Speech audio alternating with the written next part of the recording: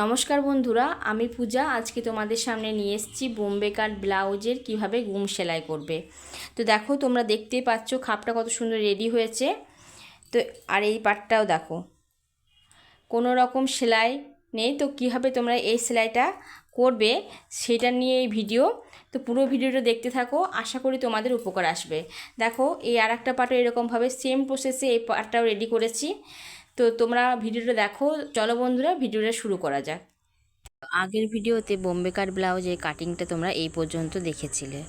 তো আজকের ভিডিওতে তোমরা দেখতে পাবে বোম্বে কাট ব্লাউজের কাটিংগুলো। অস্তরের কাপড় আর মেন কাপড় সমান সমান রেখে আমি পুরোটাই কাটিং করে নিয়েছি। এরপর 2 নম্বর পার্টটা নিয়ে নিয়েছি।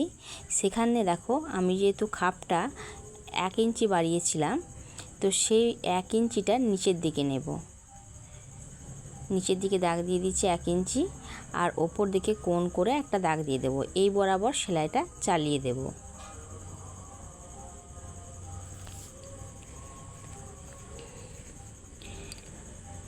এরকমভাবে সেলাই করলে খাপটা খুব ভালোভাবে রেডি হয়। এরপর দেখো, 2 নম্বর পার্টের যে দিকটা ছোট দিক সেটা হুকের ঘরের দিকে রেখেছি। আর সবসময় মনে রাখবে যে সোজা পাটের সাথে সোজা দিক আর অস্তরের পাটের সাথে অস্তরের দিক সেলাই করতে হবে। এটা কিন্তু মনে রাখতেই হবে। এরপর সেলাইটা কিন্তু খুব আস্তে আস্তে করতে হবে। এখানে তাড়াহুড়ো করলে হবে না। তাড়াহুড়ো করলে কোনো পার্ট ছোট বা কোনো পার্ট বড় হয়ে যাবে। সেজন্য আস্তে আস্তে সেলাইটা করতে হবে। একটু আস্তে আস্তে করে সেলাইটা করতে হবে। কোনো রকম পার্টকে টানাটানি করা চলবে না। কিন্তু আমার এখানে কাপড়টা খুবই শক্ত, বলতে পারো অনেকটাই শক্ত, কাপড়টা অনেক হার্ড। তো সেই জন্য আমি অস্তরের কাপড়টা একটু সেট করে নিচ্ছি। কিন্তু টানাটানি করবে না তোমরা। এভাবেই পুরোটাতেই সেলাই চালিয়ে দেব। একটু ছোট বড় হতে পারে, সেটা কোনো ম্যাটার না, কিন্তু সেটা বাদ দিয়ে দিই। কিন্তু আমি কাটি না, থেকে যায়, সেটা সেলাইয়ের সময় ম্যানেজ করে নিই। তো দেখো কত সুন্দর খাপটা রেডি হলো। এবার দেখো একটু মতন বেড়েছে, সেটা কোনো কাটবো না আমি, ওটা সেলাইয়ের সাথে দেওয়া পড়ে যাবে। এরপর দেখো, এস পার্টটা নিয়ে নিয়েছি, মানে 3 নম্বর পার্টটা। এটা জয়েন করতে হবে। তো জয়েন করার আগে আমি ভালো করে আলপিনে টেনে নিয়েছি। তোমরা এরকমভাবে আলপিনে টেনলে তোমাদের কাজটা করতে সুবিধা হবে। যেহেতু কাপড়টা অনেক শক্ত, সেই জন্য আমাকে আলপিন আটতে হলো, নইলে আলপিন আটার দরকার ছিল না। তো এরকমভাবে পুরোটাই সেলাই করে দিলাম। তো দেখো কত সুন্দর ফিনিশিংয়ের সাথে কাজটা রেডি হলো। এরপর বেল পার্টে আসল কাজ। তো বেল পার্টটা দেখো, সেলাই করার সময় একটু বাড়িয়ে করতে হবে। বেল পার্টটা একটু বাড়িয়ে থাকবে। এই যে, বুঝতে পারলে তোমরা। এরপর 1/2 ইঞ্চি বরাবর, আমি যেহেতু বেল্টের পার্টটা 1 ইঞ্চি বেশি নিয়েছি, তাই দুদিকে 1/2 ইঞ্চি করে সেলাই যাবে। এখানের পার্টটা একটু দুমড়ে পরে সেলাই করতে হবে,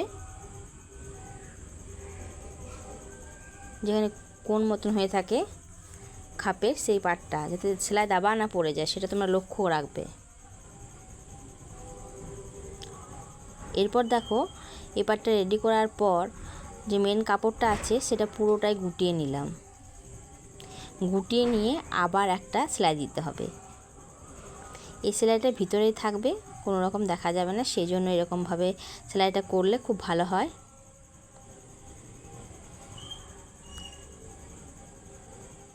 তো পুরোটাই কিন্তু 1/2 ইঞ্চি বরাবর সেলাইটা চলছে। 1/2 ইঞ্চি বরাবরই তোমরা সেলাইটা করে নেবে দু পাটেরই।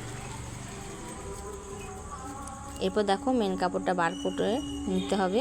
একটু আস্তে করে টানাটানি করবে, কারণ কাপড়ের সাইডে অনেক কাপড় থাকে, মানে সুতো বেরিয়ে যায়। সেই জন্য একটু আস্তে আস্তে করে টানাটানিটা করাটাই ভালো। তো আমি চাপ সেলাই দিয়ে দেবো 2 বার। এরকমভাবে পরের পার্টটাও রেডি করে নেবে তোমরা। আমি একটা পার্ট তোমাদেরকে দেখিয়ে দিলাম কেমন করে রেডি করতে হয়। তো ভিডিও কেমন লাগলো অবশ্যই তোমরা কমেন্ট করে জানাবে।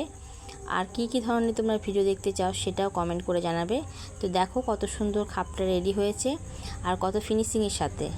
এরপর হুক পট্টি আর গলার সাইডে তিরছা পট্টি লাগিয়ে নিলে বোম্বে কাট ব্লাউজের সামনের পার্ট রেডি।